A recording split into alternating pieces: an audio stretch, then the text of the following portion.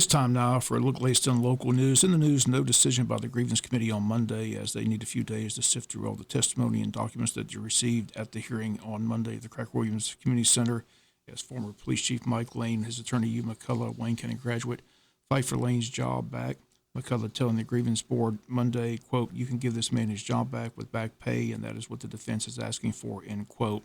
Strong show of support from his department. Numerous officers testified on his behalf, praised his duties as chief of police. Officers Jeremy Duck, Stephen Riles, Alex Reddish, Paul Drawdy, several others, Secretary Andrew Riles, all testifying what a family atmosphere the Chief Lane brought to the department. Many saying they would work under several chiefs, and Lane was the best of the best. Lane was terminated by the city manager, Mike Deal, as he was instructed by the city council to do so on a 6-0 vote. Mike Deal testified Monday that he, to this day, still isn't sure that that was the right decision. When asked by defense attorney McCullough, the city's council's request wasn't a suggestion, was it? Deal answered no. Mike Deal testified that he only found out about the lawsuit against he and Mike Lane and the city during that long city council meeting in which the council met in executive session for several hours and then voted unanimously 6-0 to have the city manager terminate Mike Lane's employment. On Monday, Deal testified that he has struggled with that request and told the council at that time that he had three options. Option one, he could resign himself. Option two, do nothing and see what action the council would take, if any, against the city manager. And option three was to follow the city council's wishes and instructions, and that is what he ultimately decided to do, sending a letter to Mike Lane informing him of his termination. Deal also testified that it was he who asked for the internal investigation by the Liberty County Sheriff's Department into the allegations that were being made by Patricia Brantley, who left the Jesup PD and went to work with the Wayne County Sheriff's Department. Deal testified that in the investigation, the allegations there were issues he simply didn't like, and he knew some type of action had to be taken against Lane. But he hesitated, saying Monday that any action against the chief of police would simply tarnish his reputation.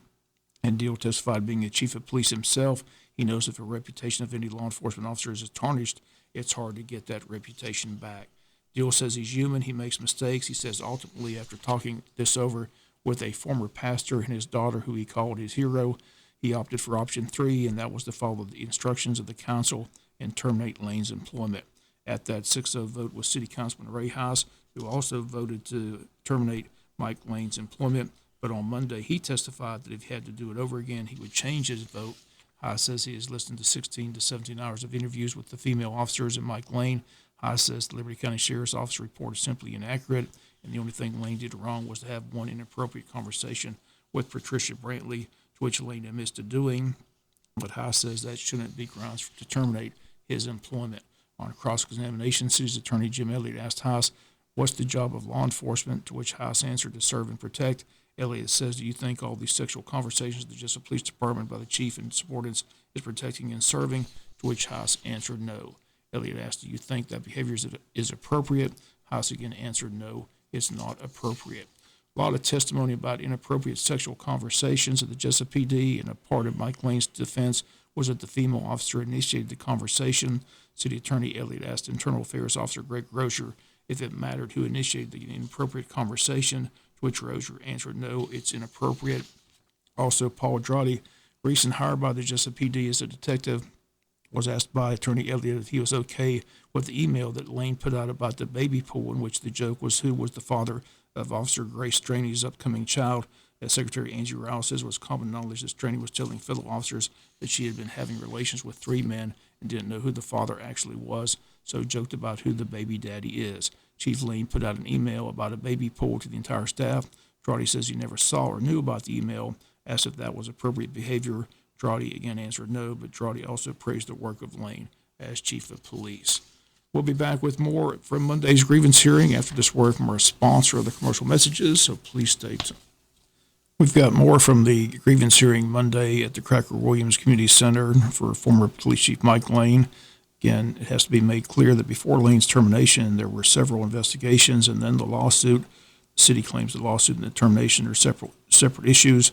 Lawsuit is where three former female Jesup police officers have filed a lawsuit against the city of Jesup, the city manager Mike Deal, and the former chief of police Mike Lane.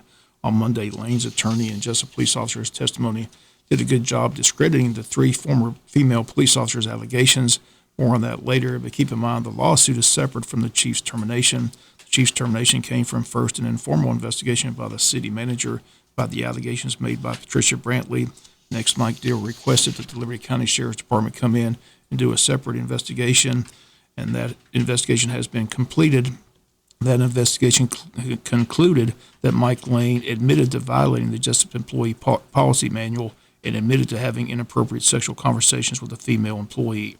After Patricia Brantley goes to work for the Wayne County Sheriff's Department, at the time the sheriff was John Carter, still in office, Brantley makes these allegations while working with the Sheriff's Department, and the sheriff, along with the DA at the time, Jackie Johnson, requested GBI investigation. Defense attorney McCullough referred to them Monday as lame duck office holders and insinuated that there might be some local politics involved behind the move. But Monday, the grievance committee asked for that GBI report that also has been conducted from the district attorney, who has a report but once again has not released the GBI report. Mike Deal testified Monday that he felt the district attorney was waiting to release the report after the decision by the grievance council. Mike Deal testified to that, saying, quote, "I'm not going to offend or defend the district attorney on his decision not to release the GBI report or take any action on it. Asked if he would like to see the GBI report, Deal said that would be nice." So again, several investigations into these allegations against the chief. And on Monday, Patricia Brantley, Gracie Conrad, and Gracie Straney's reputation was simply thrown under the bus, and through emails and Facebook pages show no signs of being under stress or being sexually harassed. Lane testified that Brantley, after her father died, asked Lane to be his emergency contact. Lane testified that they had a friendly relationship. Lane's quote was, quote, "I thought she loved me to death and thought the world of me," end quote. But after Lane disciplined her and another officer for having sex on the job in a police vehicle, Lane says that's when she turned on him. Brantley was suspended 1 week without pay, a written reprimand. Todd Boyd, the male officer who admitted turning off the GPS while having sex with Brantley, received 2 weeks without pay and a written reprimand. Lane says it was a fireable offense, but he held a staff meeting instead, separated the two officers from the same shift, and then implemented a fraternization policy. Lane says that he wished her well when she went to the Sheriff's Department, but soon after she went to the Sheriff's Department, a story arose that Lane and Mike Deal met with County Administrator Ed Jeffers to ask that the county not pay her, which apparently never happened, according to all the testimony Monday. But Brantley believed it did happen and stated she was going to get back at Mike Lane and get even. Emails from Straney and Conrad also put their credibility in question. One lady in her resignation letter with the Jesup Police Department asked why she's resigning, answered, quote, "because I'm an idiot," end quote. And the other writes a raving review of how great her experience with the Jesup Police Department was and praises the leadership of her police chief, Mike Lane. Again, the testimony is complete. Both attorneys gave closing arguments yesterday. We'll come back and hear from City Attorney Jim Elliott when we come back after these commercial messages. Final notes again, more from the grievance hearing for Mike Lane as both attorneys had closing arguments to the grievance committee. Here was City Attorney Jim Elliott again making it clear that Lane's termination by the City of Jesup is separate from the lawsuit. Mr. Lane and Mr. McCullough did a really good job of presenting the case to refute allegations in a lawsuit that had absolutely nothing to do with the city's decision to terminate Mr. Lane's employment. Mr. Deal testified that the allegations in that lawsuit didn't have anything to do with it. And if you read his termination letter, it proves out that it was Mr. Lane's conduct, to which he has come here and admitted today, that resulted in his termination. In fact, he admits that what he did was wrong. He admits, if you listen to his testimony, that he is subject to an adverse employment action under the personnel policy. He admits he needed to be punished. I mean, those words came out of his mouth. And he said he only admitted to one thing. Well, that's not exactly true. He's actually admitted to the two prominent things that are in Mr. Deal's termination letter. That is this, you read the transcript, as I know some of you have been looking through it, admitted to this highly inappropriate, sexually charged conversation with Ms. Brantley, a woman potentially 20, perhaps 15 years his junior, but more importantly, significantly his subordinate. his subordinate. You know, we say in South Georgia, he's the big boss, and she works for him. And he admits to the inappropriate conversation, but he also admits to sending the email about the questioning the paternity of an employee's, a subordinate's unborn child. And yeah, it was all a big joke, but I want to mention to you some things you've heard from a lot of these other folks that came here to testify today. You know, Mr. McCullough asked most, if not all, of the police officers if they had been in the room while all the testimony about Mr. Lane's conduct had been going on, and Mr. McCullough asked all of them, or virtually all of them, if they heard anything they disagreed with, and they all said no. And he asked them if they heard anything that surprised them, even all this talk about all the sexual conversations, and they all said no, they weren't surprised by that. And the only person that wasn't surprised, that was shocked about some of this, was somebody who lived on the outside. And that was this nice lady back here who's the tourism director, who said when she came and heard about the email, the questioning the who's the baby's daddy, that she was shocked by that, and that she was embarrassed for that employee by that. Now I want to tell you why that's so important.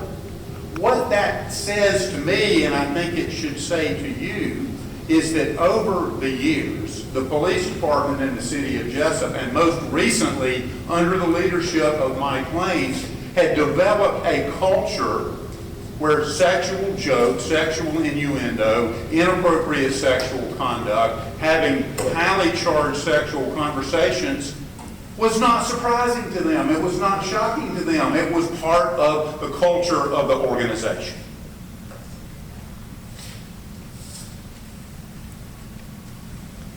I will leave it with this.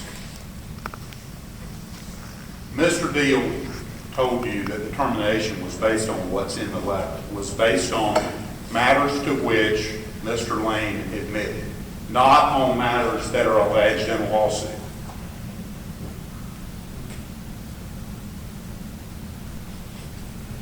And he acknowledged struggling with that, but that after doing so and consulting trusted advisors, as I would like to call them, if they were people in my life that I was talking to, that he came down on following what he had been asked to do, which was to terminate Mr. Lane's employment. And that's the decision that he made, that's the decision that he's affirmed, and that's the decision that he, as the decision maker, has chosen to live with. And I would ask this body to respect that decision and to affirm it. Thank you. And again, those were the comments of Attorney Jim Elliott in his close. Again, the closing argument by Attorney McCullough said he wasn't going to rehash all the testimony as the grievance board was ready to end a long day, but he reminded him that his client, Mike Lane, a 28-year employee with the department, chief of police for 3 years, is fighting for his life, and he says the city council didn't have all this information that was presented Monday when they voted to terminate Mike Lane. McCullough says you have the power to put him back to work. He quoted Mark Twain saying, "Always do what is right. It will gratify half of mankind and astonish the other." He says, "Do what's right and astonish everyone." Once again, no decision by the grievance committee on Monday. The grievance board has 3 days after hearing the testimony to make a decision. They state they hopefully have a decision by Wednesday. Again, they heard the documents. They have everything. The only thing they don't have, and what no one has at this point, is the GBI report, which still sits on the DA's desk. And Monday, the insinuation was that he's waiting to see how this board acts and how the local politics plays out before releasing the GBI's findings. Again, WIFO will continue to follow the story as it develops. Once again, the decision expected sometime on Wednesday. A couple other news notes. The city commissioners have a meeting today at 5 p.m. Only item on the agenda is the February 2021 financial statement. Also, a reminder today, beginning today, Olympus Painting will begin painting the overpass railroad near the old Sybil's restaurant, now the Ultimate Steak and Seafood. So there's going to be some lane closures, and that's going to back up some traffic for the next 2 weeks. Again, the lanes will be open to keep the traffic moving. The city of Jesup thanks you in advance for your patience. Again, please drive with caution in this area. Once again, that begins today, will last for approximately 2 weeks, so be advised, spread the word. That trestle has been an eyesore for so long, finally going to get a facelift. Once again, the city asks for your patience during these next 2 weeks as they paint the trestle. That's going to do it for latest in local news. Sports comes your way in a few minutes. Bob Morgan saying have a great day.